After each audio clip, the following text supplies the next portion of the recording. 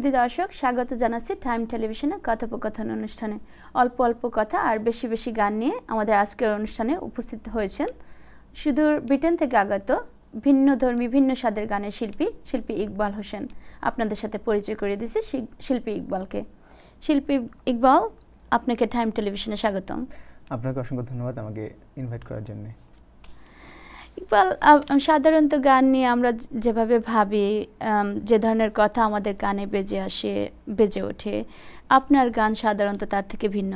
আপনি আপনার এই গানের ভিন্নতা নিয়ে কিছু একটু বলেন আমাদের দর্শকদেরকে। প্রথমে আমি আপনার মাধ্যমে দর্শকদেরকে ধন্যবাদ দিতে চাই যারা এই অনুষ্ঠান দেখছেন। মূলত আমরা যে গানগুলো করি সেটি হচ্ছে একটু ভিন্নধর্মী। এজন্য আমি বলবো যে সাধারণত পাশ্চাত্যের গান অথবা আমাদের যেই আমাদের যে সংস্কৃতি যে গড়ে উঠেছে সেই সংস্কৃতি বলতেই আমরা গানকে বুঝি যে আমাদেরকে একটি প্রেমের দিকে নিয়ে যাবে অথবা একটু বিনোদনটা দেবে একটু অন্য আঙ্গিকার। আমাদের যে গান বা আমি যে গানগুলো গাই, আমাদের যে গ্রুপ যে গানগুলো করি আমরা, সেগুলো হচ্ছে এই গানগুলো মূলত আমরা অপসংস্কৃতির উত্তাল তরঙ্গে বিপরীত স্রোত আনার লক্ষ্যে আমরা এই কাজগুলো করি, এই গানগুলো করি, যেটি আমাদের কথার মধ্যে শান্তি, আমাদের গানের মধ্যে পিস এর একটি মেসেজ থাকে, অথবা পৃথিবীর জন্যে মা বাবা ভাই বোন সবাইকে নিয়ে গান শোনার জন্যে, এবং যিনি আমাদেরকে সৃষ্টি করেছেন দ্য ক্রিয়েটার, আমাদের গড, তাকে নিয়ে আমরা গান করি, রাসূল সাল্লাল্লাহু আলাইহি ওয়াসাল্লামকে নিয়ে আমরা গান করি। ইসলামিক এই সংগুলো মানুষের মনে দাগ কাটে এবং আলহামদুলিল্লাহ ভালো সাড়া পড়ছে। আমাদের কবিগুরু, আমাদের সকলের প্রিয় মল্লিক ভাইয়ের থেকে শুরু করে আজকে পর্যন্ত আমরা যারা করছি প্রত্যেকেই আমরা হ্যাপি, এবং প্রতিদিন এই গানগুলো সাড়া দিচ্ছে এবং মানুষ এগুলোকে অ্যাকসেপ্ট করছে। পাশ্চাত্যের অপসংস্কৃতির মোকাবেলা আমাদের সংস্কৃতিটা মানুষ গ্রহণ করছে আলহামদুলিল্লাহ। ইকবাল, গানের জগতে আপনার হাতে খড়ি কিভাবে?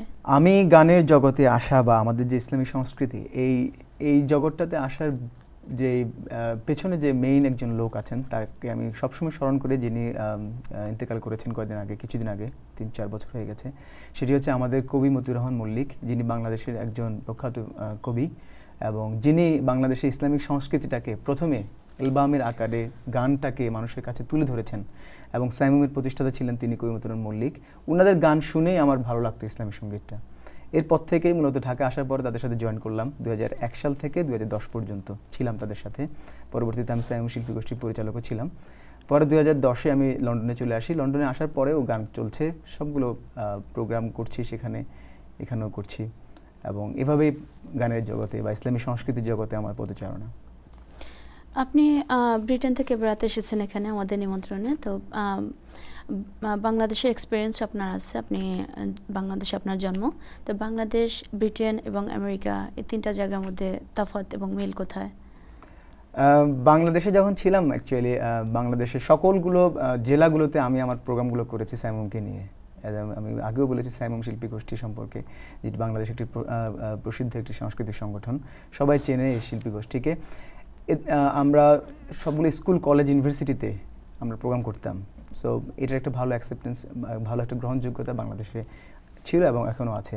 দিন দিন একটি বাড়ছে এই জনপ্রিয়তা। যদি আপনি লন্ডন বলেন, লন্ডনেও যদি আপনি তাকান তাহলে আমি তো বলবো যে সবগুলো সিটিতে আমার যাওয়ার সুযোগ হয়েছে এবং বড় বড় প্রোগ্রাম করেছি, ওপেন কনসার্ট করেছি, আমরা বার্মিংহামে করেছি, ব্রাডফোর্ডে করেছি, ওল্ডহামে করেছি, ম্যানচেস্টারে করেছি, সোয়ানসিতে করেছি, লন্ডন সিটিতে করেছি। আর যদি এখানে কথা বলেন তাহলে এখানে তো আমি এসেছি গানের জন্য, মূলত তারা আমাকে ইনভাইট করে নিয়েছেন ইসলামী সংস্কৃতির জন্য। সো আমি বলবো যে এখানেও আসার পরে অনেকগুলো প্রোগ্রাম আমি করেছি, শুধু একটি না। মুসলিম ডেতে করেছি, এখানে প্যারেড ডে যেটি ছিল সেখানে করেছি। আলহামদুলিল্লাহ ভালো, এটার মধ্যে একটি ভালো যোগসূত্র পাওয়া যায় যে প্রত্যেক জায়গাতে ইসলামী সংস্কৃতির ভালো চাহিদা এখন গড়ে উঠছে, এটি দিন দিন বাড়ছে, আমি যেটি বলবো। এবার শুরুতে আপনি যখন আপনার গানের বৈশিষ্ট্য বলছিলেন তখন আমি যদি ভুল না শুনে থাকি, আমি একাধিকবার একটা শব্দ শুনেছি, পাশ্চাত্যের অপসংস্কৃতি। আপনি ওই শব্দটি দিয়ে আসলে কি বুঝিয়েছেন? আমি ওই ওয়েস্টার্ন সোসাইটির একজন বাসিন্দা হয়ে আমি জানতে চাচ্ছি আপনি কি মিন করেছেন।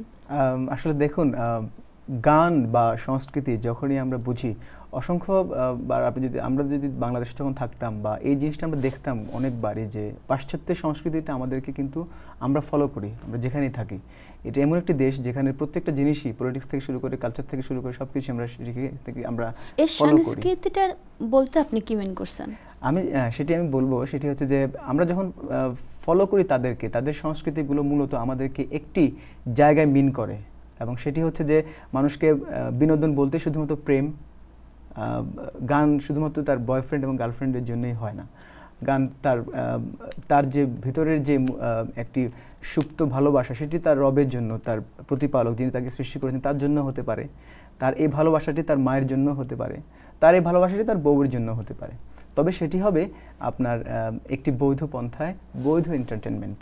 সো আমাদের যে সংস্কৃতি, আমাদের এই সংস্কৃতিটা আমাদেরকে আমাদের যে মূল্যবোধ ইসলাম এইটির থেকে বের করে দেবে না, বরঞ্চ সেটির মধ্যে রেখেই আমাদেরকে আনন্দ এবং বিনোদন দেবে। এটি হচ্ছে আমাদের মূল টার্গেট।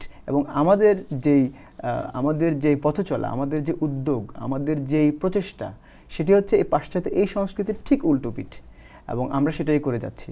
শান্তির জন্য গান গাওয়া, মানবতার জন্য গান গাওয়া, হিউম্যানিটি যেটাই বলেন আপনি, এদের পক্ষে আমাদের যে অবস্থান, মা বাবা এবং রব যিনি আমাদেরকে সৃষ্টি করেছেন, যিনি আমাদের প্রফেট, তাকে নিয়ে গান গাওয়া, এটি আমাদের সংস্কৃতি, যেটি তারা ফলো করে না। শিল্পী, আপনার এতক্ষণ তো আপনার এই বিষয়, আপনি যে কথাগুলি বললেন যে মা বাবাকে নিয়ে গান করা, বউকে নিয়ে গান করা, রবকে নিয়ে গান করা, প্রফিটকে নিয়ে গান করা, তাহলে এখন আমাদেরকে যে কোনো একটা বিষয়ভিত্তিক গান শোনান। তাহলে মাকে নিয়ে আপনার কোনো গান আছে কিনা? মাকে নিয়ে আমার গান ছিল, আপনি ইউটিউবে এগুলো পাবেন। আমাদের একটা অ্যালবাম ছিল মণিহার, সেখানে আমি একটি গান করেছিলাম সাইমন শিল্পী গোষ্ঠীর। আমি কি এখন গাবো? কারণ মা বিষয়টা আসলে আমাদের সবার জন্য খুব সেন্সিটিভ। আমরা কারো হয়তো বউ না থাকতে পারে, মা কিন্তু সবারই আছে, বাবাও না থাকতে পারে, কিন্তু মা কিন্তু সবারই আছে। সো মায়ের বিষয়ে একটা গান শুনে আসি আপনার কাছ থেকে। জি, আমি 4 লাইন গাবো মাকে নিয়েই। হঠাৎ করে কে যে ডাকলো আমার, ঘুম ভেঙে উঠলাম কেউ পাশে না। হঠাৎ করে কে যে ডাকলো আমার, ঘুম ভেঙে উঠলাম কেউ পাশে না। তবে কে বলল খোকায় বুকে আমার, খুব চেনা চেনা যেন কণ্ঠটা তার, খুব চেনা চেনা যেন কণ্ঠটা তার। হঠাৎ করে কে যে ডাকলো আমার, ঘুম ভেঙে উঠলাম কেউ পাশে না। Oh, it's beautiful. Iqbal, Britain actually Islamic গানের জন্য একটা খুবই উর্বর জায়গা। ওখান থেকে অ্যাওয়েকেনিং এর আন্ডারে আমরা গান শুনেছি সামি ইউসুফের, মাহের জানের এবং নাজিল আজমের মতো শিল্পীদের। ওনাদের সাথে গান করার বা কাছে থাকার আপনার কোনো সুযোগ হয়েছিল কিনা? সামি ইউসুফ বা মাহের জান তারা তো ভালো করছেন, ব্রিটেন থেকে তারা শুরু করেছেন, অ্যাওয়েকেনিং এর সাথে কাজ করছেন। নাজিল আজমিরও একটি ক্যাসেট হয়েছে, সেটি হচ্ছে যে অ্যাওয়েকেনিং করেছে। নাজিল আজমিরদের সাথে আমার রিহার্সাল করার সুযোগ হয়েছে, বসে কথা বলার সুযোগ হয়েছে। এখন প্রোগ্রাম আমরা করিনি, বাট আমাদের আরও অনেকগুলো গ্রুপ রয়েছে, যেমন revival cultural group, message cultural group. তাদের সাথে আমার খুব ভালো আন্ডারস্ট্যান্ডিং, এবং আমরা একসাথে অসংখ্য প্রোগ্রাম করেছি এবং করে যাচ্ছি। আর আমি আপনার একটা গান শুনেছিলাম বারাকাল্লাহু ফিকুম, ওই গানটি মার্জানের গান, ওই গানে বাংলা ইনসার্ট করার বিষয়টা খুব ইন্টারেস্টিং মনে হয়েছে। এটা কি আপনার পার্সোনাল কোনো এক্সপিরিয়েন্সের সাথে রিলেটেড কিনা? পার্সোনাল এক্সপিরিয়েন্সের সাথে রিলেটেড হয়ে গিয়েছে পরবর্তীতে। বেসিক্যালি যখন আমি সেটি করেছি সেটি তখন ছিল না।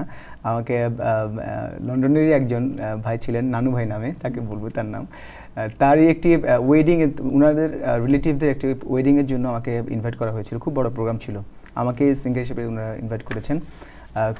ওই প্রোগ্রামের জন্য অনেকগুলো গান করার পাশাপাশি বারাকাল্লা গানটি আমি করেছিলাম, এবং সেটির মধ্যে কিছু বাংলা পরে ইনসার্ট করেছিলাম, যেটি আমাদের কমিউনিটির জন্য একটু টাচ করবে, সেই চিন্তা থেকে মূলত এটি করা হয়েছে। পরবর্তীতে আমার প্রোগ্রামে সেটি কাজে লেগেছে। এনিওয়ে, এই আর কি। শুধু দর্শক, ছোট্ট একটা বিরতি যাচ্ছি, ফেলে যাবেন না, ফিরে আসবো শিল্পী ইকবালকে সাথে নিয়ে।